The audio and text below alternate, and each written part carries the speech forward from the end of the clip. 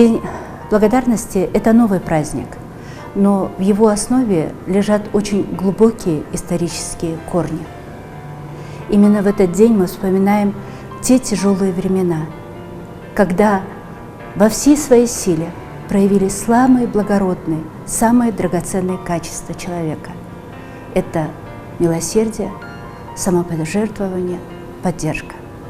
Кого же мы благодарим? В первую очередь благодарность звучит казахам, народу Казахстана, который смог в тяжелые времена людей, волею судьбы, которые были вынуждены переехать в казахстанскую степь. И именно добрая воля, протянутая вовремя рука, позволила всем этносам почувствовать себя в Казахстане как у себя дома.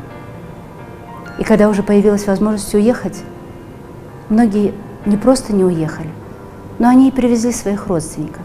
Так получилось с моими предками. Я могу сказать большое спасибо Кызылординской земле, которая взрастила меня. Я 4-е поколение переселенцев.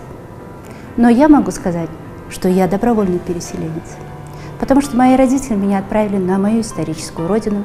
Я закончила Мордовский государственный университет. Но я по доброй воле вернулась в Казахстан. И не просто в Казахстан. Я вернулась в центр казахской культуры, в Кызылординскую область. И прожила в ней 32 года.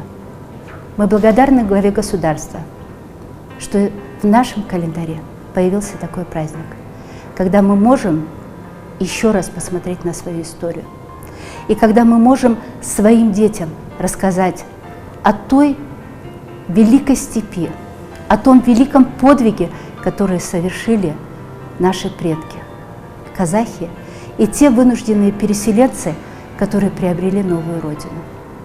Давайте говорить друг другу спасибо и ценить друг друга. С праздником, дорогие друзья!